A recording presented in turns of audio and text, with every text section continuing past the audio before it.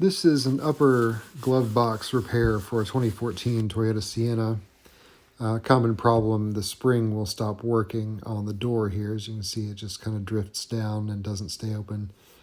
I thought at first the spring had just lost tension, but it turns out that it had actually popped loose. I'll show you how all that works. Most of the dash is actually just snapped in place. As you can see, you can just use a plastic pry tool. I start on the far right vent on the inside and just pop the pieces loose right where you're seeing there. The vent is actually attached right at that end point, and you have to remove that brown trim and the trim immediately below it in order to get the vent out. As you can see, you just move a plastic pry tool along the back side there and just pop out those little plastic pieces. As you can see, there's, looks like 1, 2, 3, 4, 5, 6, 7 little pieces. And again, not difficult to do at all. This lower trim piece has 3. This proved to be a little bit more difficult to get out. You've got to really wedge the pry tool in there and pop those guys loose. But once you do, the right side vent will come loose and out of the way. That last little piece was kind of tricky, trying to get that pry tool under there and get that last little guy loose, but it eventually just popped right out, and the whole assembly just comes right out.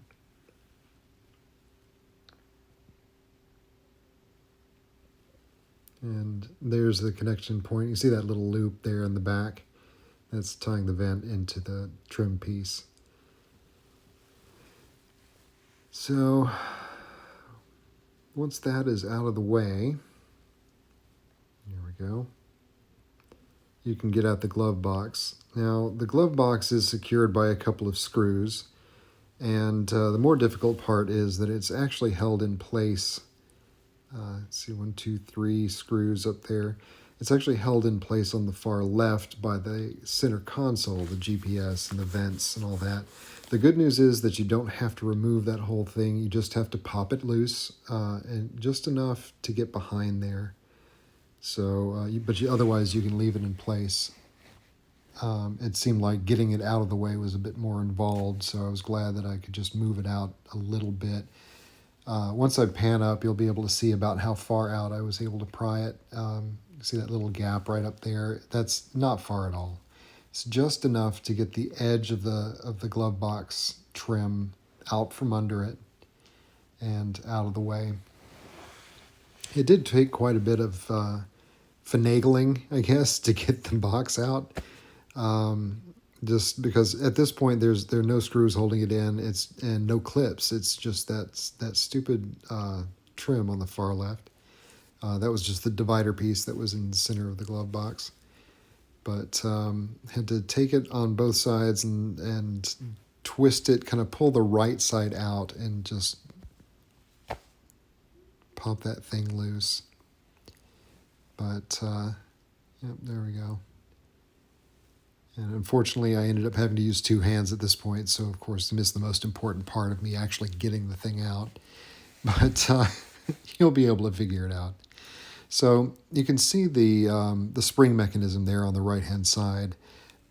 That little angular piece of metal is supposed to be in that hole. That is the spring that actually makes the door fly open. And you can see that it's popped out of its home there. And you can also see the plastic fatigue where that crack is. That's how it slipped out in the first place. I used a little epoxy to fix the plastic, but to be honest, that really wasn't the main fix. The main fix is getting that spring back in the hole, and this skipped a bunch. You'll see my bloody knuckle here in a minute. That spring has a lot of tension, and it was really hard to get it back in the hole there. And what I decided to do, and I'll show you how this is done on the other side, what I decided to do is drill 2 holes on either side of that spring and secure it in place with zip ties so it wouldn't pop out again. So here's the other side. It's in there okay, but I wanted to go ahead and secure it anyway, just in case the plastic fatigue and broke and spring popped out over here. So all I did was take a Dremel with a small pilot bit, and you can see I was pointing to both sides of the stanchion there that's between it's basically in line with the spring, and just poke a hole on one side and then line it up um, just immediately on the other side there, and drill the hole to the other side, and then just start feeding the zip tie through. Now you see that little broken plastic piece. Again, more plastic fatigue. I'm not sure why that thing was broken. It really wasn't load bearing, and it was so small. I ended up just snapping it off. I didn't bother putting it back in place. But as you'll see, I just force the zip tie through and then push it through the other hole there and pull it tight.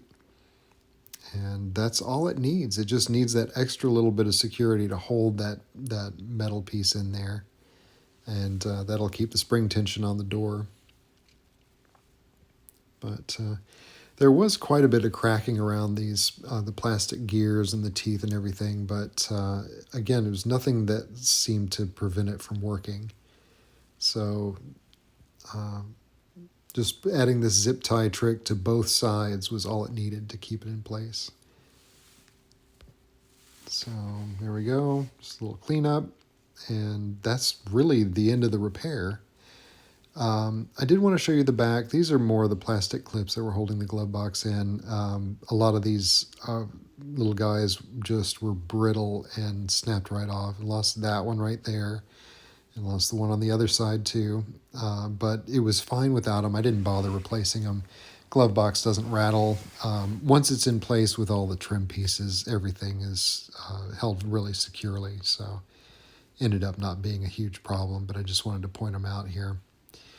Now, here's the glove box back in place mostly. You can see it's still out from the dash. Just need a good push, and the dash is back in, and now the glove box is where it should be.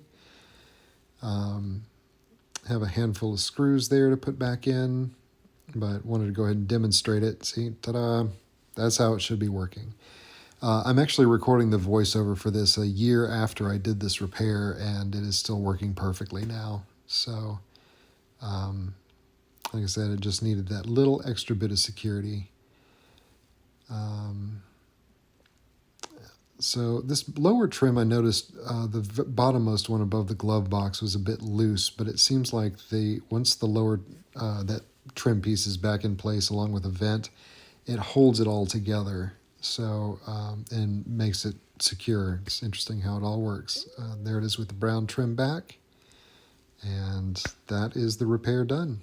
Hope this helps you. Thanks.